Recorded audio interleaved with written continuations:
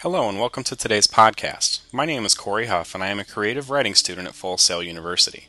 Recently I interviewed Matthew Hirons regarding his role in the art industry. He is currently a production artist at Creative Works in Indianapolis, Indiana, where he designs interiors for laser tag arenas. He also works as a freelance artist in his spare time.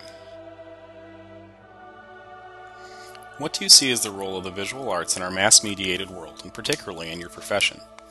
The role of visual arts today is still widely used as it was back when we first tried to reach out to the masses. A majority of it is used for marketing purposes, while the rest is used for personal financial gain. The world will always need visual arts. Though we have left traditional art such as paintings and drawings, there will always be an artist behind the desk, using digital media to reach out.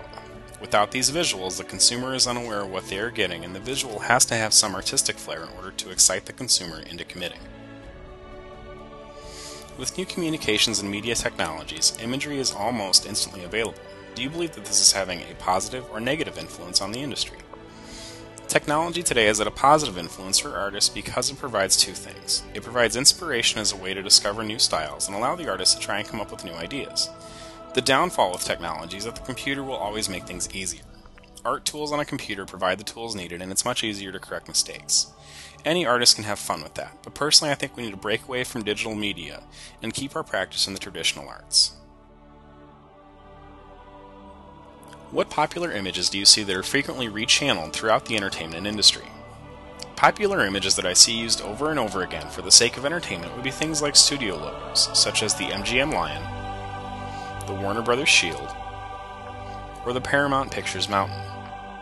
What's great is that if you watch one of their movies today compared to one back in the 30s, that image has not changed except for the quality of film to show it.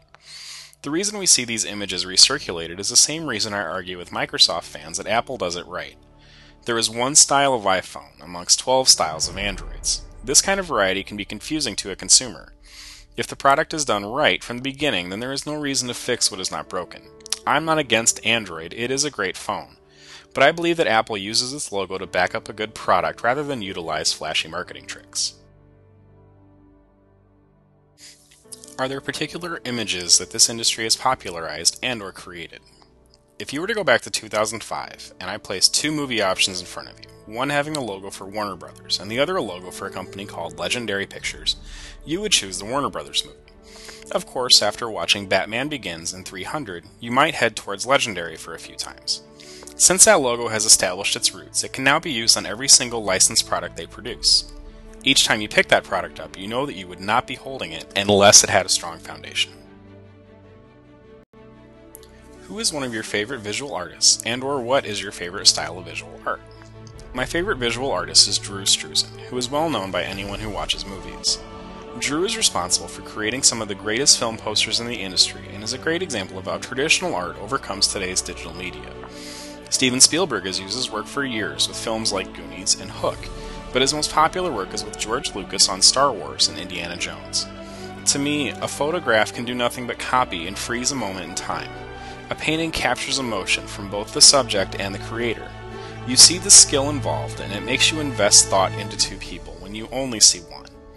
I was very fortunate to visit Mr. Struzan at his home in California, and though it was brief, receiving the tutelage from such a great artist has allowed me to keep pushing forward on perfecting my craft.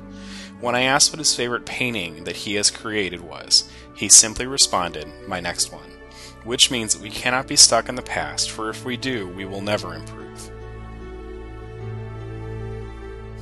How has your knowledge of famous artworks influenced your creative process?